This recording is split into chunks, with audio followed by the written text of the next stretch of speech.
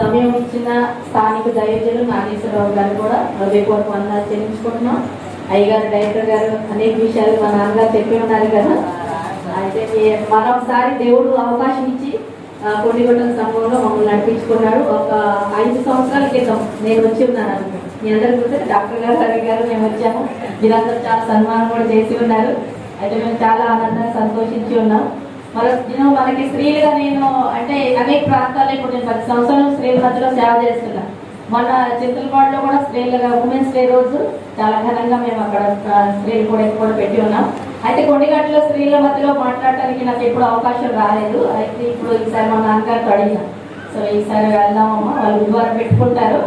నాగేశ్వరరావు గారు కూడా అనేకసారి అడుగుతున్నారు, ఈ ప్రాంతానికి వచ్చినప్పుడు మీరు తప్పక మా సంఘాన్ని కూడా స్త్రీలతో దర్శించాలి అమ్మగారని అడిగారు. సో ఈ రోజు మనం స్త్రీలుగా కూడుకొని కొన్ని విషయాలు దేవుని మాటలు చెప్పుకున్నాం. అయ్యగారు ఇందాక చెప్పారు కదమ్మా సువార్త గురించి. సువార్త అంటే ఏంటి? ఇందాక అయ్యగారు చెప్పారు కదా, సువార్త అంటే ఏంటి? సువార్త అంటే మంచి దేవుని యొక్క మంచి మాటలు, గాస్పల్ ఇంగ్లీష్ లో. అయితే అయ్యగారు చెప్పారు మనకి 4 సువార్తలు ఉన్నాయి. మత్తయి, మార్కు, లూకా, యోహాను సువార్త. ఈ సువార్తలలో ఏమి రాయబడుతుంది? అయ్యగారు చెప్పారు కదా, క్రీస్తు జన్మము, మరణము, పునరుద్ధానం.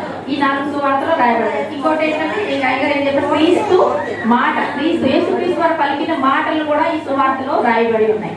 అయితే మన సువార్త అనేది చూడండి, అనేకులు సువార్త విని రక్షణ పడ్డారు అంటే సువార్త ఎలా? సువార్త అంటే ఫస్ట్ సువార్తని వినాలా లేదా? వినకుండా మనకి రక్షణ రాదు. వినుట వల్ల మనకి శ్వాస వస్తుంది. కాబట్టి సువార్తని వినాలి. అనేక స్త్రీలు బైబిల్లో సువార్త విని రక్షణ పొంది ఉన్నారు. చూడండి, పాత నిబంధన కాలంలో మనం చూస్తున్నాము, అనేక స్త్రీలు ప్రార్థించే స్త్రీలు ఉన్నారు, కానీ వాళ్ళ రక్షణ లేదు. అనేక స్త్రీలలో ఎందుకనంటే వాళ్ళు యెహోవా దేవుని ఆరాధించారు, కానీ యేసుక్రీస్తు వారిని వాళ్ళు ఎరగలేదు పాత నిబంధనలు. కానీ మనం చూస్తున్నాము వాళ్ళు దైవభక్తి కలిగి ఉన్నారు, కానీ వాళ్ళలో రక్షణ అనేది లేదు. అన్న గురించి మనం చూస్తాం. చూడండి, ఎట్లా ఎడతెగక ప్రార్థన చేసింది, దేవుడు సమయాన్ని అనుగ్రహించారు. చూడండి, ఆమె ఎంత విశ్వాసంతో దేవాలయంలో కన్నీరు కాచుకుంటూ ప్రార్థన చేసింది. అన్నగానే మనం ఏముంటుంది, ఆమె ఏంటి? ఆమెకి సంతానం లేదు, సంతానం లేకుండా బాధపడింది. అప్పుడు దేవుడు కనిపించి సమూయేలు గారికి అనుగ్రహించారు. ప్రవక్తనే ఆమె గర్భంలోనే తీసుకొచ్చారు. అంటే చూడండి, ఆ తర్వాత సమూయేలు గారు ఏం చేశారు అంటే ఇశ్రాయేలు జనాంగాల్లో నడిపించడానికి షౌలు రాజుని అభిషేకించాడు. తర్వాత దావీదు మహారాజును అభిషేకించాడు సమూయేలు గారు. తర్వాత అదే దావీదు వంశం నుండి యేసుక్రీస్తు వారు వచ్చారు. చూడండి, హన్నాను కూడా ఎంత గొప్పగా అక్కడ వాడుకున్నాడు పాత నిబంధనలు. అయితే మనం ఇంకా చూస్తాం, రూతు కూడా అలాగనే వాళ్ళ జనాంగాన్ని వదులుకొని నయోమిని హత్తుకొని అత్తగారిని హత్తుకొని వాళ్ళు ఆమె యెహోవా దేవుని ఆరాధించడానికి ఇష్టపడేది. అలానే ఎస్తేరు రాణి గురించి మనం చూస్తాం. చూడండి, తన ప్రజల కొరకై తను ఏం చేసింది? తన చెలికత్తలతో 3 దినాలు 3 రాత్రులు ఉపవాస ప్రార్థన చేసింది. వాళ్ళు తన జనాంగాన్ని రక్షించుకోండి, యూదుల్ని కాపాడుకోండి. అంటే వీళ్ళందరూ పాత నిబంధనలో యెహోవా దేవుడు భక్తి కలిగి ప్రార్థించారు, కానీ వాళ్ళలో రక్షణ అనేది లేదు. ఎందుకనంటే వాళ్ళకి అప్పుడు పాత నిబంధన కాలం కాబట్టి వాళ్ళకి భక్తి అనేది ఉంది. రక్షణ కొత్త నిబంధనలో యేసుక్రీస్తు వారి ద్వారానే మనకు వచ్చింది. అయితే మనం చూస్తాం. చూడండి, అనేక స్త్రీల గురించి ఇందాక మనకు అయ్యగారు చెప్పినట్టు మొదటిగా మనం వినాలి.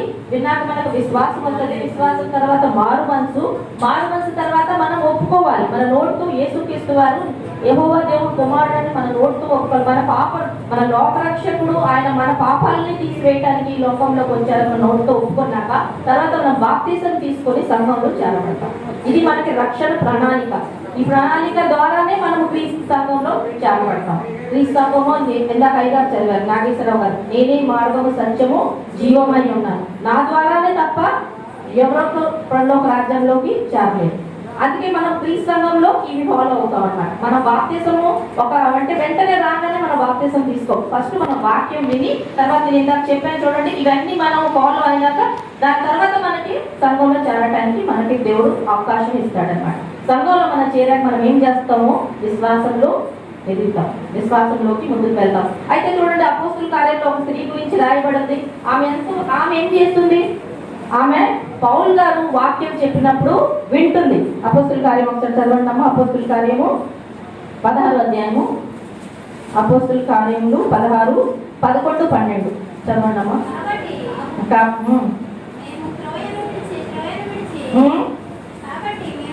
2 వచనాలే చదవండి అమ్మా, 11, 12. కాబట్టి ఉమ్. మేము త్రోయను విడిచి ఉమ్. ఓడనెక్కి ఉమ్. తిన్నగా ఉమ్. సముద్రంకు ఎత్తును. ఉమ్. మర్నాడు ఉమ్. నేపోలికిని ఉమ్. అక్కడ నుండి ఉమ్. ఫిలిప్పీకిని ఫిలిప్పీకి వచ్చింది. మాసిదోనియా దేశంలో ఉమ్. ఆ ఆ ప్రాంతమునకు ప్రాంతముకు ముఖ్య పట్టణమును ఉమ్. ఉమ్. రోమీయుల ఉమ్. ప్రవాసానమునై ఉన్నది. మేము ఉమ్. కొన్ని దినములు ఆ పట్టణములో నుండిమి. ఇక్కడ ఎవరు చెప్తున్నారమ్మా? పౌలు గారు రెండో దండ యాత్ర అంటే ఆయన సువార్త ప్రకటన కాబట్టి అన్ని ప్రాంతాలు తిరిగారు. అప్పుడు మాసిదోనియా అనే ఇక్కడ ఫిలిప్పి పట్టణంలోకి వచ్చి ఉన్నారు. అయితే పౌలు గారు యాక్చువల్ గా అయితే ఆయన పోవాల్సింది ఆసియా ఖండంలోకి, అంటే వేరే ప్రాంతానికి వెళ్ళారు. కానీ ఆసియాలోకి వెళ్లకుండా దైవ దర్శనం ద్వారా ఆయన దేవుడి దైవ దర్శనం ద్వారా ఏం చేయించారంటే మాసిదోనియాలో సువార్త అవసరమైందని ఫిలిప్పి పట్టణానికి ఆయన రావాల్సి వచ్చింది అని, అంటే తన దారి మలుపుకొని ఇక్కడ రక్షణ అవసరమైందని ఈ ప్రాంతానికి వచ్చారు. అయితే ఈ ప్రాంతంలో చూడండి, ఇక్కడ అంటే ఇది చాలా ధనవంతురాలు ఉండే ప్రాంతం అన్నమాట. ఇక్కడ అంతా బాగా ధనవంతులు ఉండేవాళ్ళు, కానీ వాళ్ళకి రక్షణ లేదు. వాళ్ళ జీవితంలో రక్షణ, యూదులు ఉన్నారు కానీ యూదుల్లో కూడా కొంత అసలు అంటే ఎక్కువ మంది యూదులు లేరు, చాలా తక్కువ మంది యూదులు ఉన్నారు. మిగతా వాళ్ళంతా రోమీలు అంటే వాళ్ళంతా చూడండి అన్ని జాతిలుగా ఉండేవాళ్ళు, ధనవంతులుగా ఉండేవాళ్ళు. అలాంటి ప్రజ్ఞంలోకి పౌలు గారు వచ్చారు. పౌలు గారు సువార్త చెప్తున్నారు. అయితే మనం కొంచెం ముందుకు చదువుతుంటే ఇక్కడ 13, 14 చదవండి అమ్మా. విశ్రాంతి దినమున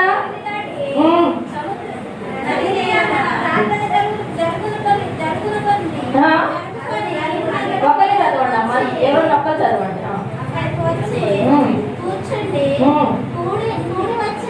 కూడి వచ్చిన స్త్రీలతో మాట్లాడుచుంటిమి. చూడండి, ఆగండి ఒక్క నిమిషం ఆగండి.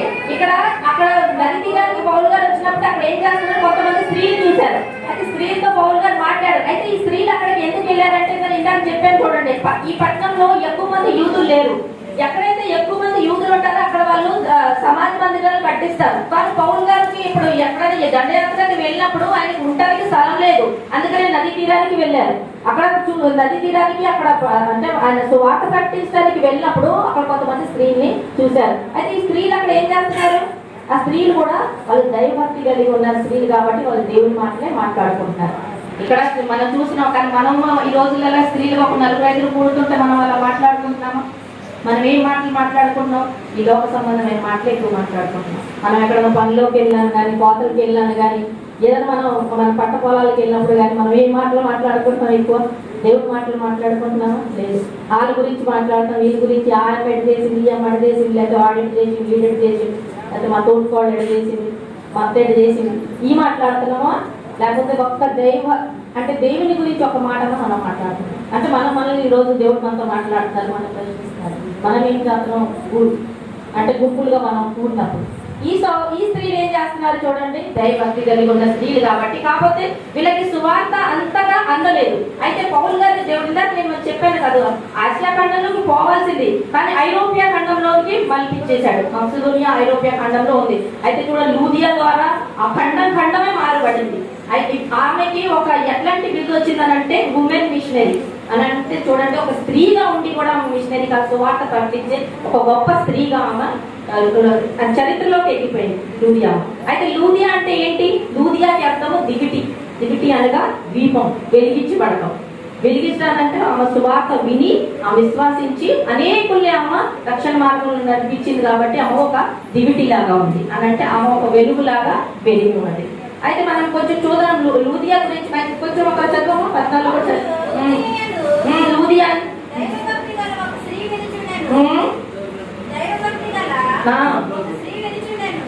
స్త్రీ వినిచుండెను, ఆమె యూదాలోకి పొడి అమ్ముకుని తురితైన పట్టణస్థురాలు. ప్రభు ఆమె హృదయము తెరిచిన గనక. ఇది పౌలు చెప్పిన మాటలు యందు లక్ష్యం ఉంచిన. చూడండి, ఆ పౌలు గారు చెప్పినప్పుడు ఆ ఇట్లా వేరే మాటల మీద ధ్యాస పెట్టిందా? లేదు. పౌలు గారు చెప్పేటప్పుడు ఆ మాటల మీద లక్ష్యం పెట్టింది. అందుకని మనం వాక్యం వినేటప్పుడు వాక్యం ధ్యానంగా వినాలి. అప్పుడే మనకి వాక్యంలో గూఢార్థాలు అర్థమవుతాయి. చూడండి, ఆదివారం కూడా చాలా మంది స్త్రీలు కొన్ని ప్రాంతాలలో కొన్ని సంఘాలలో వాక్యం అంతా అయిపోయినాక వస్తున్నారు. అప్పుడు మన విశ్వాసంలో మనం ఎలా పెరుగుతాం? వీళ్ళందరూ వచ్చి మనం లాస్ట్కి వచ్చేసి మనం రొట్టె ద్రాక్షరసం తీసుకొని చందాలు వేసి వెళ్ళిపోతే అయిపోతుందా? మన విశ్వాసం పెరుగుతా? ఇక్కడ ఏం చేస్తుంది? లూదియా లక్ష్య పెడుతుంది అంటే ఆయన వాక్యాన్ని ధ్యానంగా వింటుంది. ఆమె హృదయం తెరవబడింది. ఎందుకనంటే ఆమె వాక్యం పైన లక్ష్య పెట్టినారు. అయితే మనం లూదియా ద్వారా మనం ఈరోజు ఏం నేర్చుకుంటున్నాం అని అంటే, మనం వాక్యాన్ని లక్ష్యంగా అంటే మన విశ్వాసంగా మనం ధ్యానం పెట్టి వినాలి. ఏ మాట అయినా క్రీస్తు మాట ధ్యానంగా వినపోతే ఇక మన విశ్వాసంలో మనము ఎదగలేము. కాబట్టి మనలో చూడండి, వాక్యం ధ్యానంగా విని ముందుకు వెళ్ళాలని రోజు దేవుడు మనతో మాట్లాడుతున్నారు. లోక సంబంధమైన మాటల కన్నా దేవుడు సంబంధమైన మాటలు మనం అధిక పలకాలని కూడా దేవుడు మనకి కోరుతున్నారు. అయితే మనం వినట్టేనే మన విశ్వాసం పెరుగుద్ది. రోమిలకు రాసిన పత్రిక ఒకసారి చదవండమ్మా. 10:17 రోమిలు 10:17 చదవండి. 10వ అధ్యాయం 17వ వచనం. వినుట వలన విశ్వాసము కలుగును, వినుట క్రీస్తు కూర్చున్న మాట వలన కలుగును. అంటే మనకు విశ్వాసం మన విశ్వాసం ముందుకు రావాలని అంటే మనం క్రీస్తు మాటనే వినాలి, వాక్యాన్ని లక్ష్య పెట్టాలి. అయితే ఇక్కడ చూడండి, మళ్ళీ పౌలు గారు ఆమె గురించి ఇక్కడ ఇప్పుడు పౌలు గారు ఈ వాక్యం వార్త ప్రకటించినాక తర్వాత సంఘటన మనం ఏం చూస్తామంటే, పౌలు శీలలు గారిని చెరసాల్లో బంధించారు. చెరసాల్లో బంధించినాక చెరసాలు అది మనం ఇప్పుడు ఆ సబ్జెక్ట్ మనం వెళ్ళట్లేదు. చెరసాల్లో నుండి మళ్ళీ బయటకు వచ్చినాక మళ్ళీ వాళ్ళు లూదియా గృహానికి దర్శించారు. దైవ భక్తురాలైన లూదియా హృదయం తెరిచిపడింది. అయితే ఈమె కుటుంబం సైతంగా బాప్తిసం తీసుకుందని ఇక్కడ రాయబడింది. కాబట్టి ఆమె ఒక్కటే కాదు, ఆమె రక్షింపబడినాక ఆమె ఏం చేస్తుంది? కుటుంబంతో సహా ఆమె బాప్తిసం తీసుకుంది. అంటే చూడండి, ఆమె సువార్త ఆమెకి ఉంచుకోలేదు కానీ కుటుంబాన్ని కూడా చెప్పి కుటుంబంగా ఆమెతో పాటు బాప్తిసం తీసుకున్నారు. అయితే తర్వాత చూడండి, ఈ చెరసాల్లో నుండి పౌలు శీలలు బయటకు వచ్చినప్పుడు లూదియా గారి గృహం దర్శించారు. అది చూడండి, చదవండి. ఆమె ఇంటి వారిను బాప్తిసం పొందినప్పుడు ఆమె నేను ప్రభునందు విశ్వాసం కలదానని మీరు ఎంచితే నా ఇంటికి వచ్చి ఉండడని వేడుకొని మమ్మల్ని బలవంతం అంటే ఆయన దైవజనుల్ని చూడండి ఎలా బలవంతంగా తన దిగ్గృహంలోకి ఆహ్వానించుకొని తీసుకొని వెళ్ళింది అని. అంటే ఇక్కడ మనం ఏం తెలుసుకుంటున్నాం అంటే, తన హృదయమే తెరవడం కాదు కానీ తన గృహాన్ని కూడా దైవజనుల కోసం సువార్త కోసం ఆమె తెరిచింది. అక్కడి నుండి సువార్త చాలా విస్తరించింది. అనేక ప్రాంతాల్లోకి సువార్త వెళ్ళింది. తర్వాత మళ్ళీ నేను ఇందాక చెప్పినట్టు చెరసాల నుండి బయటకు వచ్చినా కూడా పౌలు శీలలు మళ్ళా ఒకసారి లూదియా గృహానికి దర్శిస్తారు. ఒకసారి చదవడమా 16:40 వచ్చిన వెలుపులకు వచ్చి లూదియా ఎక్కడికి వెళ్ళారమ్మా? లూదియా ఇంటికి వెళ్ళారు. ఆమె అప్పుడు వాళ్ళు బాప్తిసం తీసుకున్నప్పుడు కుటుంబంతో సహా అప్పుడు ఆహ్వానించింది. తర్వాత పౌలు శీలల్ని ఈ సంఘటన అయిపోయాక బంధించాక కొన్ని దినాలు వాళ్ళు చెరసాల నుండి బయటకు వచ్చినప్పుడు మళ్ళీ వాళ్ళు వెళ్ళింది ఎక్కడికి? లూదియా గృహానికి వెళ్ళారు. అక్కడి నుండి మళ్ళీ సువార్త అధికంగా విస్తరించింది. అక్కడ ఒక సంఘం కూడా స్థాపించబడింది. అంటే ఒక సంఘం స్థాపించడానికి ఒక ఊర్లో ఎవరు కారకులైనారు? ఇక్కడ ఒక స్త్రీ, ఒక లూదియా కారకులైంది అనమాట. చూడండి, దేవుడు ఒక స్త్రీలు కూడా అనేక విధాలుగా ఏదో ఒక రీతిగా వాడుకుంటాడు. సో ఇక్కడ లూదియాని అలా గొప్ప కార్యం కొరకు వాడుకున్నారు. ఇంకొక స్త్రీ గురించి మనం ఏం తెలుసుకుంటామంటే, సునేమి గురించి మీకు తెలుసు కదా. ఆమె కూడా ఏం చేసింది?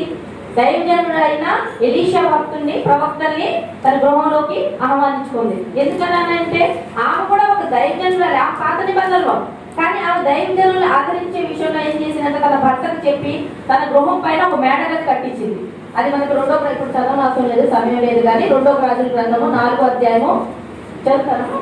ఒక చదవండి. 2వ రాజుల గ్రంథము 4:8 నుండి 17 చదవండి. 2వ రాజుల గ్రంథము చునేమి పోగా అచ్చట ధనురాలైన ఒక స్త్రీ భోజనముకు రమ్మని అతని బలవంతంగా మనం చూసారు. చూడండి, ఇక్కడ ఏం చేస్తుంది? లూదియా బలవంతం చేసింది. ఇక్కడ సునేమి ఏం చేస్తుంది? బలవంతం చేస్తుంది. ఎవరిని? దైవజనులు. ఎలీషా గారు ప్రవక్త, దైవజనులు ఎంతో ఆదరించాలని మనకి ఈ రోజు దేవుడు మనతో మాట్లాడుతున్నారు. దైవజనులు వచ్చినప్పుడు మనం ఇసుకు పడకూడదు, చిరాకు పడకూడదు. దైవజనులు ఎందుకంటే వాళ్ళు సువార్త భారం కలిగి ఉన్నారు కాబట్టి, సువార్త ప్రకటిస్తున్నారు అనేక ప్రాంతంలో. మనకు లాంటి విశ్వాసులు దైవజనుల్ని ఆదరించాలి. కానీ అలా అని ఆదరించాలని మార్తలకు పనులు పెట్టుకోవాలా? మార్త ఏం చేస్తుంది? విస్తారమైన పనులు పెట్టుకొని అసలైన దాన్ని ఉత్తమమైన దాన్ని పోగొట్టుకుంది. మరి అయితే ఏం చేసింది? క్రీస్తు పాదాల దగ్గర ఉండేసి ఉత్తమమైన దాన్ని వేడుకుంది. అయితే మనకి దైవజనులు ఆదరించాలి, కానీ ముఖ్యంగా మన వాక్యం విన్నాక దైవజనులు ఆదరించాలి. అయితే ఇక్కడ సునేమిరాల గురించి మనం ఏం తెలుసుకుంటున్నామని అంటే చదవండి. అతడు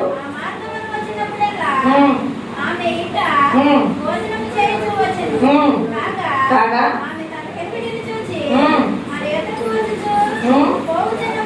పోవుచున్నవాడు దైవజనుడని నేను ఎరుగుతున్నా. ఆమెకు తెలిసి ఇది దైవజనుడు, దైవ కార్యాలు చేస్తున్నాడు. ఎలీషా గారికి ఎంత గొప్ప ప్రవక్త కదా. సో ఆమె ఎందుకనంటే ఆయనకి మంచి ఆతిథ్యం ఇవ్వాలని, ఆతిథ్యము మామూలు కాదు, ఈయన దైవజనుడు కాబట్టి మంచి ఆతిథ్యం, గొప్ప ఆతిథ్యం ఇవ్వాలని ఆమె ఆశ కలిగి ఉన్నది. చదువు. మను అతనికి గోడ మీద చిన్న గది కట్టించి అందులో అతని కొరకు మంచము, బల్ల, పీత దీపం, ధూపస్తంభము ఉంచుతాం. ఇవన్నీ ఎందుకు? ఇవి దైవజనులకు అవసరం. దైవజనులకి ఒక బల్ల కావాలి, అక్కడ బైబిల్ పెట్టుకొని అక్కడ ఆయన చదువుకొని వాళ్ళు. అప్పటి కాలంలో అయితే వాళ్ళు ధర్మశాస్త్రం పాటించేవాళ్ళు. తోరా మొదటి 5 గారు చెప్పారుగా, మోషే గారి ద్వారా రాయబడిన అవి ఆ గ్రంథాలు వాళ్ళు పెట్టుకొని అది మళ్ళీ చదవాలంటే వాళ్ళకి దీపెట్టి కావాలని అంటే వాళ్ళకి వెలుగు కావాలి కాబట్టి అవన్నీ ఏర్పాటు చేసింది. మనము దైవజనులు గృహంలోకి వస్తుంటే మనం ఏం చేస్తున్నాం? అదే పని మా గృహంలోకి వస్తుంటారు అదే తీసుకుంటున్నావా? ఎక్కడైనా కుటుంబ ప్రార్థనలు పెట్టించుకుంటున్నావా? దైవజనులను ఆహ్వానించుకుంటున్నావా? కుటుంబ ప్రార్థనలు పెట్టినప్పుడు మన పనులలో ఉంటున్నావా లేకపోతే వాక్యం పెట్టుకున్నావా? అనేక చూడండి, ఎవరిని విమర్శించట్లేదు, కానీ చాలా మంది కుటుంబ ప్రార్థనలు పేరు మీద అయ్యగారిని తీసుకుంటారు, కానీ ఏం చేస్తారు? వాళ్ళ బంధువులకే లోపలికి వెళ్ళేసి చికెన్లు, మటన్లు, బిర్యానీ అవన్నీ ప్రకారాలు అవి పెట్టుకుంటా ఉంటారు. ఇక్కడ వాక్యము అయ్యగారు చెప్పే వాక్యం అంటున్నారా? కానీ అసలు అక్కడ ముఖ్యం ఏమైంది? మరియా అయితే ఉత్తమమైన దాన్ని వాక్యాన్ని ఎలా అయితే ఎన్నుకుందో అది మన స్త్రీలుగా మన బాధ్యత. యేసుక్రీస్తు వారి పాదాల దగ్గర మనం ఉండేసి ఎలా అయితే మరియా చేసిందో అలానే మనము దైవజనులు వచ్చినప్పుడు వాక్యాన్ని ధ్యానంగా విని, వాక్యానికి ఇచ్చే సమయం వాక్యానికి ఇవ్వాలి. సమయాన్ని మనము దొంగిలించకూడదు, దేవుడి సమయాన్ని మనము దొంగిలించకూడదు. ముఖ్యంగా మన స్త్రీలతో ఈరోజు దేవుడు మాట్లాడుతున్నారు. అనేకంగా రమ్మని పని ఉంది, నాకు ఆ పని ఉంది, ఈ పని ఉంది అని దేవుడికి ఇచ్చే సమయాన్ని ఇవ్వకుండా మనం దొంగిలించామని అనుకోండి, మనకి పరలోక రాజ్యంలో స్థానం ఉండదు. ఎందుకంటే మన పరలోక రాజ్యంలో చేరడానికే దేవుడి లోకంలో మనం ఈ ఆరాధనలో ఇవన్నీ మనం చేస్తున్నాం. అంత మనకి మనం ఏం చేయాలి? విశ్వాసం కలిగి ఉండాలి. అప్పుడు మనకి ఏం దొరుకుతుంది? ఏమనుగ్రహిస్తాం? మనం ఏం పొందుతాం? అంత మనకి విశ్వాసం ఉంటే దేవుడు ఏమిస్తాడు మనకి? పరలోకంలో ఏమొస్తుంది మనకి? జీవకిరీటం.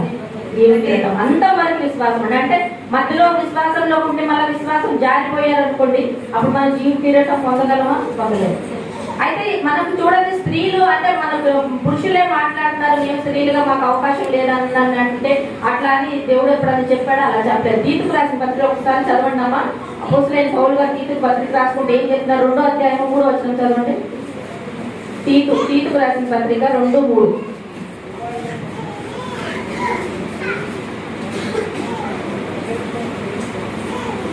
చదువుతున్నారా? తీతుకు రాసిన పత్రిక 2వ అధ్యాయం 3వ వచనం చదవండి.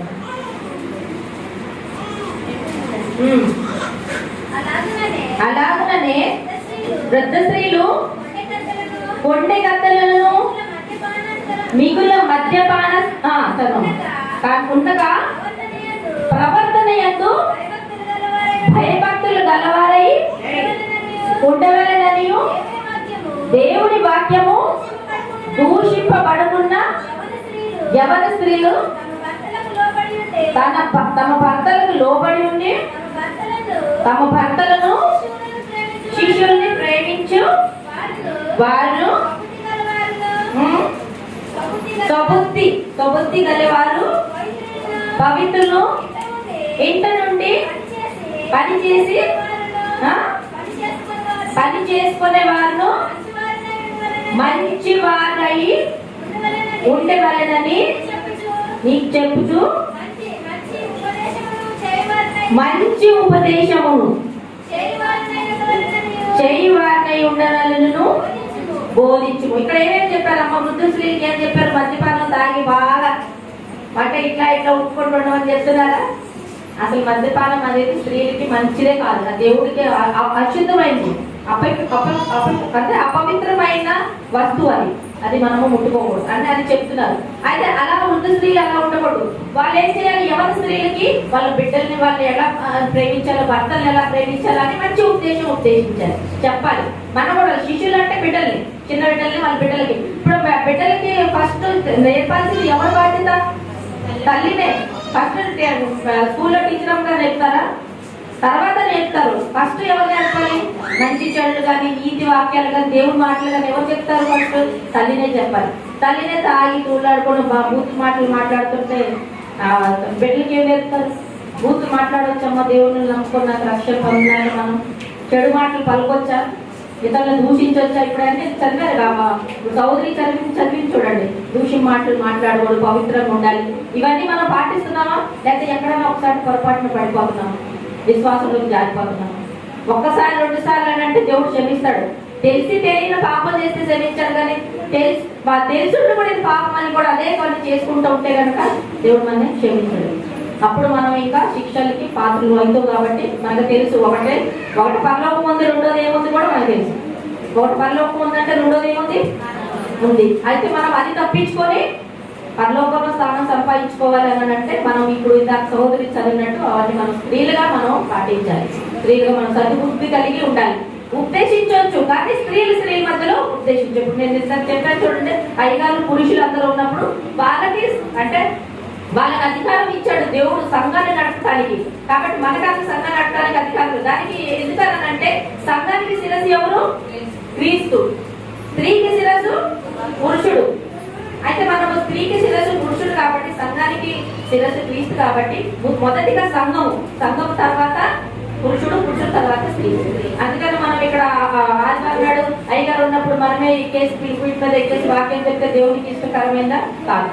ఎందుకంటే సంఘానికి అది మనం శిరస్సు కావు, అది సంఘానికి శిరస్సు క్రీస్తు కాబట్టి పురుషుడు అన్నప్పుడు స్త్రీలుగా మనము మౌనంగా ఉండి మన పాటలు పాడవచ్చు. ఎందుకంటే స్తుతి గానం అందరూ చేయమని చెప్పాడు దేవుడు. రక్షణ అందరికీ కావాలి, పురుషుడైనా స్త్రీ అయినా ఇద్దరికి సమానంగా రక్షణ అవసరం. కాబట్టి మన నోటితో మన గాత్ర సంగీతంతో మనం పాటలు పాడవచ్చు, ఆరాధించవచ్చు. కానీ వాక్యం పురుషులు ఉన్నప్పుడు మట్టికి ఉపదేశించడానికి మనకి స్త్రీలుగా మనకి దేవుడు అధికారం ఇవ్వలేదు. అది మనం క్రీస్తు సహోదరి నాకు తెలిసి మీరు చాలా మంది చేయరనుకుంటారా? ఎందుకంటే మనకు సత్యం తెలుసు కాబట్టి మనం సత్యంలోనే జీవిస్తున్నాం, వాక్యానుసారంగా మనం జీవిస్తున్నాము. అంతవరకు మన విశ్వాసం కాపాడుకుంటే దేవుడు మనకి జీవితం ఇస్తానని వాగ్దానం చేసిన గొప్ప దేవుడు. కాబట్టి మనంతు మన కృషి ఏం చేయాలి అంటే సువార్త విని, ఇప్పుడు ఇందాక చెప్పినట్టు సువార్త విని ఇతరుల స్త్రీలకి ఒక మాటన మనం చెప్తున్నామా లేదా, ఒక ఆత్మలను మనం రక్షిస్తున్నామా లేదా అంటే నేను నా గురించే గొప్పతనం కాదు, కానీ నేను అనేక ప్రాంతాలకు వెళ్తా ఉంటాను. ఎక్కడన్నా ఢిల్లీ, బాంబే అట్లా వేరే ప్రాంతాలకు వెళ్ళాము. కానీ నేను ట్రైన్లో వెళ్ళినా, బస్సులో వెళ్ళినా, నేను ఫ్లైట్లో ఎక్కడికి వెళ్ళాను, కానీ నేను ఎవరో ఒకరికి సువార్త చెప్పాలి అని నాకు ఆలోచన కలిగి ఉంటాను. ఎవరో ఒక సహోదరిని, లేకపోతే నేను ఎప్పుడన్నా కార్లో ఎప్పుడన్నా క్యాబ్ డ్రైవర్లు ఇద్దరు కూడా క్యాబ్ డ్రైవర్లు అందరూ కూడా సువార్త చెప్పారు. అంటే నేను నీకు కనీసం యేసుక్రీస్తు వారి గురించి తెలుసా అని ఒక మాట అడుగుతాను. అంటే వాళ్ళకి చెప్పాలంటే మన భయం పురుషులకి, కానీ అట్లీస్ట్ మనం యేసుక్రీస్తు వారి గొప్పదనాన్ని ఒక్క మాట మనం చెప్పుకోవచ్చు కదా.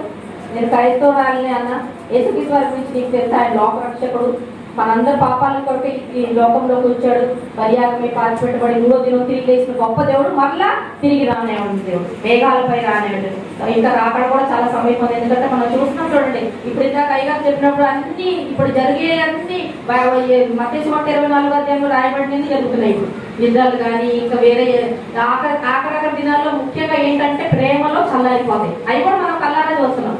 హత్యలు, నరహత్యలు, పాపము, వ్యభిచారము, దొంగతనము ఇవన్నీ కూడా పెరిగిపోయింది.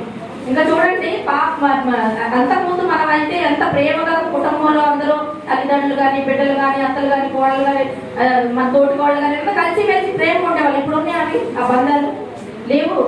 ఎవరు కావాలి కుటుంబం? నేను, నా భర్త, నా బిడ్డలు అంతవరకు. అట్లా అయిపోయిన ప్రేమలన్నీ చల్లారిపోతున్నాయి. అది ఇవన్నీ రాయపడండి. అంత దినాలు ఇవన్నీ ఉంటాయి కాబట్టి జాగ్రత్త పడండి. ఇవి జరుగుతాయని రాయబడింది ముందే. అలానే మనం కళ్ళారా చూస్తున్నాం కూడా. ఆ యుద్ధ ఒక పక్క యుద్ధ వార్తలు వింటూనే ఉన్నాం, ఒక పక్క కరువుల వార్తలు వింటూనే ఉన్నాం, ఒక పక్క భూకంపాలు వింటూనే ఉన్నాం. ఇలా మన సమాజంలో వచ్చి చూస్తుంటే కనుక ఈ సమాజంలో ఇవన్నీ వ్యభిచారము, దొంగతనం, నరహత్యలు ఇవన్నీ జరుగుతూనే ఉంటాయి. పైకి మన ప్రేమలు కూడా చల్లారిపోయి మనలో ప్రేమలు తగ్గిపోతుంది. అందుకనే సూచనలు రాకడ సమీపిస్తుంది. కాబట్టి మనం జాగ్రత్తగా విశ్వాసాన్ని కాపాడుకొని స్త్రీలుగా మనతో మనం ఏం చేయాలి కృషి అని మనం తెలుసుకొని మనం ముందు సాగితే దేవుడు ఖచ్చితంగా మనకు ఒక మంచి స్థానం వేస్తాడు. మరోసారి కొన్ని గంటల క్రీస్తు సంఘంలో స్త్రీలుగా మేము బోధిస్తానికి దేవుడు నాకు ఇచ్చిన అవకాశం కొరకే దేవుడు కృతజ్ఞతలు చెల్లించుకుంటున్నాం. సమయం ఇచ్చిన దైవజనులు కూడా నా హృదయపూర్వక వందనాలు చెల్లించుకుంటున్నాం. యవనస్తులు ఉన్నారు సంఘంలో, యవన బిడ్డలు వాళ్ళ అన్నల్ని తమ్ముళ్ళని వాళ్ళు కూడా నా హృదయపూర్వక వందనాలు చెల్లించుకుంటున్నాం. మరోసారి మనకు దేశమైతే మరోసారి మనం స్త్రీలుగా బలి పెట్టుకున్నాం. దేవుడు మేము అందరికీ ఇచ్చిన వస్తుందమ్మా. ఒకసారి మీరు ఎవరు చెప్పండిగా పాడుకోవచ్చండి. ఇంకా ఇంకా కనపడుతుందా? హైట్ కూడా తక్కువ ఏం కాదు రా బయట.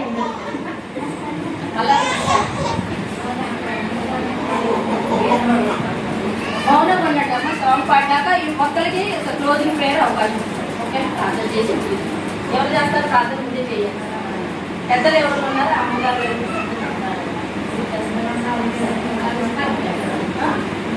మరియమ్మ గారి ప్రార్థనలో క్లోజింగ్ ప్రార్థన అంటే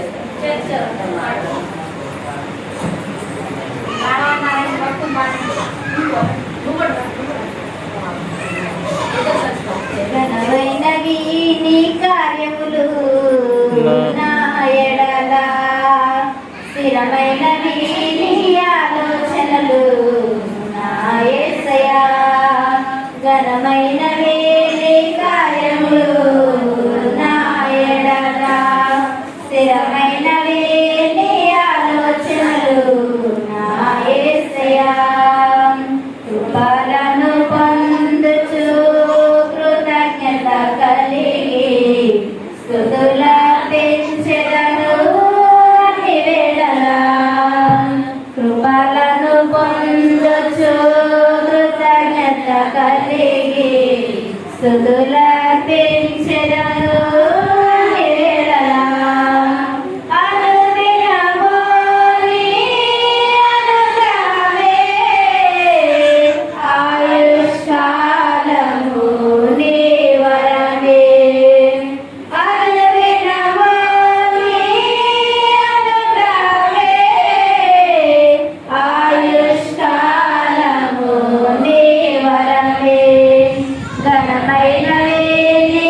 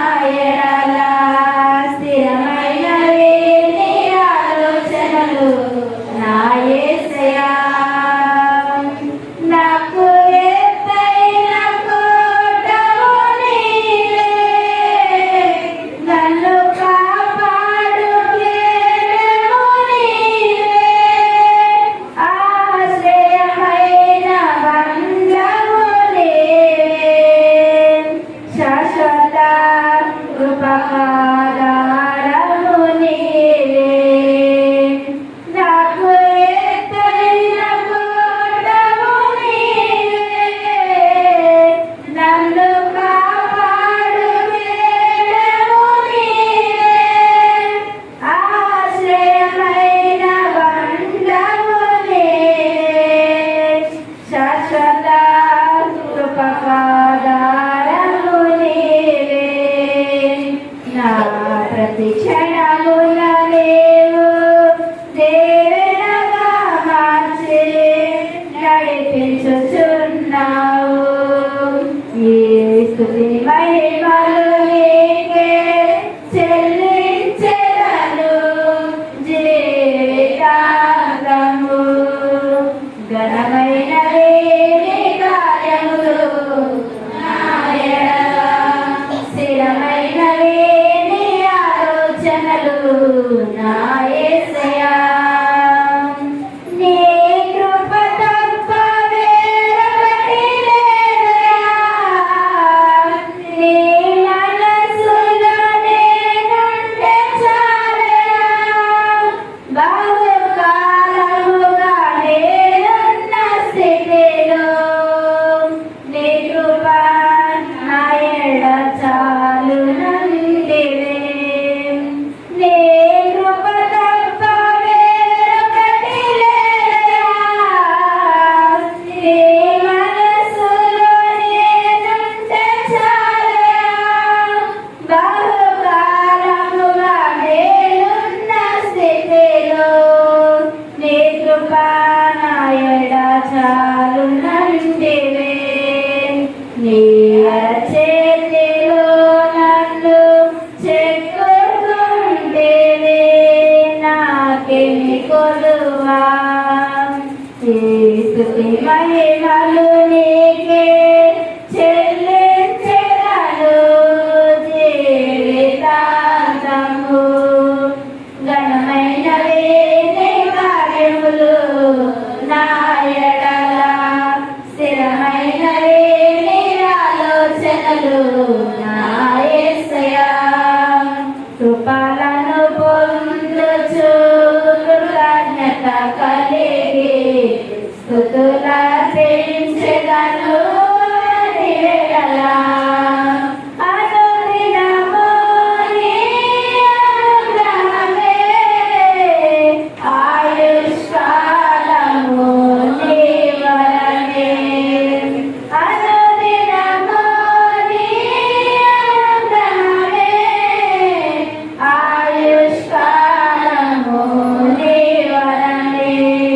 ఘనమైనవి నీ కార్యములు నా ఎడల, స్థిరమైనవి నీ ఆలోచనలు నా యేసయ్యా.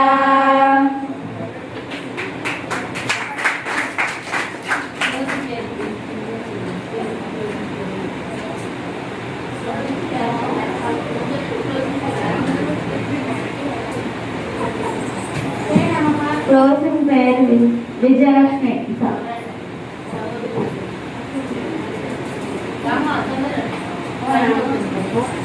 అమ్మగారి విషయమై మనం అందరం వందనాలు చెప్పుకున్నాం.